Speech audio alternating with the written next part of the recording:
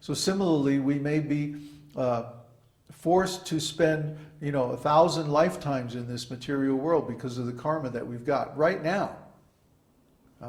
But if we perform devotional service very nicely, we can actually get out in just a few lifetimes.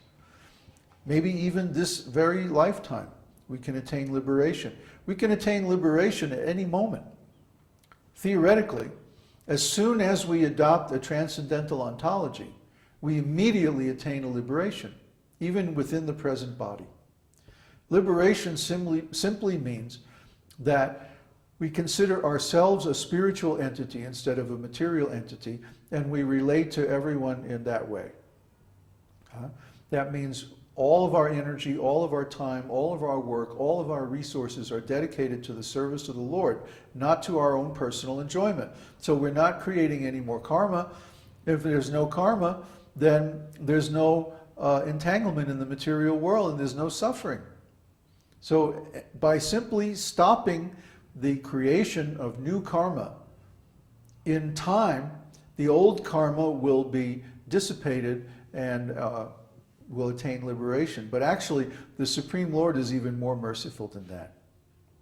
If we dedicate our entire energy, time, and resources to His service, then by His mercy, He'll forgive all the karma that we have accrued in our karma account. And He'll give us liberation immediately. All we have to do is chant His holy name purely, without offenses. Even just one time, if we chant His name purely, without offense, He will give us His complete mercy. That's the deal. In Kali Yuga, or actually any time, but especially in Kali Yuga, all we have to do is that chanting process. And if we chant very nicely, we get released from our karma.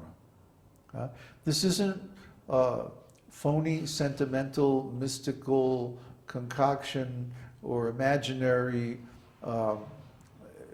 some kind of a imaginary philosophical process like merging with the Supreme, becoming one with God, all of this. And you can't find anybody who's become one with God. If they did, they would just be sitting there like in a coma. They'd become like autistic. They wouldn't be able to do anything because they wouldn't have any sense of separate identity. And if we don't have our own individual identity, what's the point of doing anything? It's a crazy idea. It's imaginary. It's not real. But when we attain liberation, it's because we have an eternal service relationship with the Supreme Lord. So that doesn't mean that we become inactive or we become silent, like a stone, just sit in a corner like a rock. No, it means we're always active, we're always doing something, we're always serving, we're always trying to please Him, and from that we get an enormous amount of spiritual pleasure.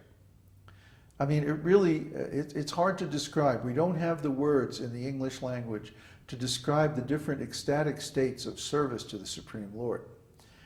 We were talking a little bit about this last night on the forum, that the gopis want to please Krishna so much that even when they become overwhelmed with ecstatic bliss on account of their contact with Krishna, they condemn this. Srimati Radharani, she's trying to serve Krishna, she's trying to please Krishna, but because Krishna is the ocean of transcendental bliss, whenever you come in contact with Krishna, you become like saturated with this bliss, and you start to manifest all kinds of ecstatic symptoms like crying, shaking, goosebumps, faltering of the voice, and so on. But the devotees, actually, they don't want these symptoms because they get in the way of their satisfying Krishna. So the advanced devotees, even though they're experiencing 10 million times the bliss even of Krishna, they suppress these symptoms. They actually reject this bliss because they simply want to serve. They get their happiness from Krishna's happiness. And when happiness comes just because of their contact with Krishna, they don't like it. It's like it gets in the way. So they actually have to kind of put this off to the side so that they continue their service nicely. And this transcendental happiness, I mean, it just can't be beat. It's permanent. Once you attain these states of transcendental realization, they don't go away, no matter what you do. But of course, because the process of serving Krishna itself is so nice, we just want to increase our service more and more because it gives us more and more happiness to see Krishna happy. So this is wonderful.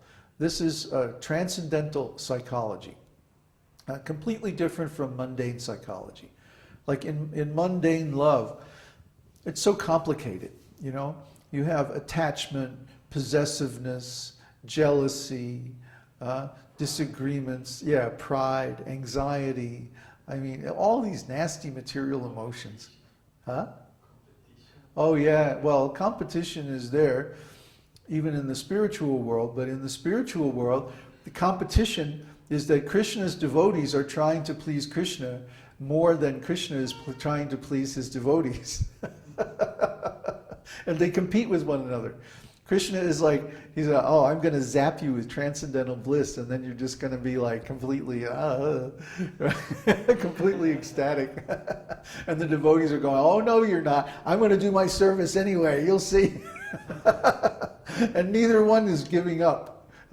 So it's just increasing and increasing eternally, more and more. This contest of who can give the other one more pleasure. Completely different from the material world. In the material world, it's my pleasure versus your pleasure. And then people compete to see who can get the more pleasure, who can get the more exploitation out of the other one. Oh, it's so nasty. Who would want this kind of a relationship when you can have a relationship where instead the competition is who can give the more pleasure to the other one? Completely different, completely wonderful. Uddhava, you had a question? Connor is saying, I want to close my karma account. Yes. And you have to turn in your karma credit card too.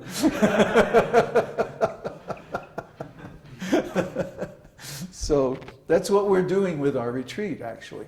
We're creating an environment where it's going to be possible very easily to completely give up all material activities, mainly because we're going to be engaged in spiritual activities 24 hours a day, from the time that we get up in the morning.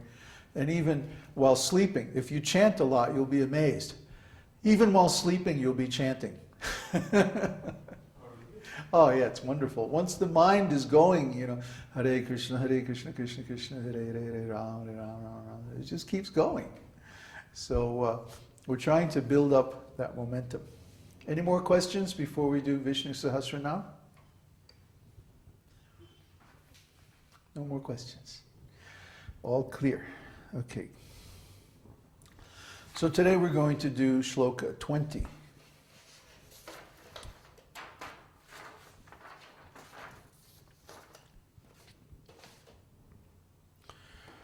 Om Namo Bhagavate Vasudevaya. Om Namo Bhagavate Vasudevaya. Agraya Shashvata Krishno Lohitaksha Pratardhanaha Prabhuta Kuddhama Pavitrang Mangalang Param. So the first holy name is Agrahya. Agrahya means Lord Krishna is the non-material cause of the material manifestation. So how can it be that the material manifestation has a non-material cause? You would think that if it's material, a material effect would have to have a material cause. But actually, Krishna is not the direct cause of the material manifestation. He's only the indirect cause. What he does in the form of Mahavishnu or Narayan, he emanates the Mahatattva, which is the reservoir of all material elements. And the Mahatattva is eternal because it's completely spiritual. It's also known as Brahman.